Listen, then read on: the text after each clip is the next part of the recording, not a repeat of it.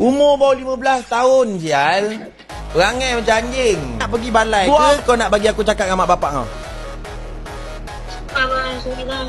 Kau tak, sekarang ni aku tanya kau. Aku bagi kau dua je sekarang ni. Kau nak aku cakap dengan mak bapak kau ataupun aku report polis sendiri? Tak nak bang, tak nak. Ha? Sekarang ni mana mak bapak kau? Kerja bang, kerja. Mana kau dapat nombor telefon aku? Daripada grup KGE. Lepas tu kalau dah dapat kat situ, yang kau bagi-bagi kat dalam live, kenapa? Kau umur 15 tahun kan? Sini aku nak cakap. Kalau kau sebarkan privasi orang, kau tahu tak benda ni kau boleh kena reman kat balai?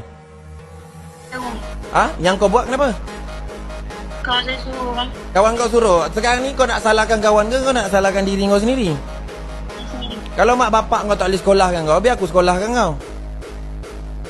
Sekarang ni mak bapak kau, nama kau apa nama kau? Nama apa? Azman.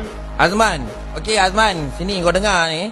Sekarang ni kau WhatsApp Abang Syah nombor mak kau ke bapak kau? Sekarang. Kau bagi nombor telefon mak bapak kau kat aku. Okey. Aku akan call mak bapak kau. Okey. Itu je aku cakap. Sekarang ni benda ni kau nak buat lagi ke tak? Tak nak bang, saya janji kalau buat dah. Kau jangan ingat benda ni kelakar tau. Kau nak buat main-main. Tak. Saya minta maaf bang. Terima kasih bang. Okay, bang. Sekarang ni aku nak kau WhatsApp nombor mak bapak kau. Nanti aku nak berusaha dengan mak bapak kau. Okey. Problem Umur baru 15 tahun, sial. Perangai macam anjing.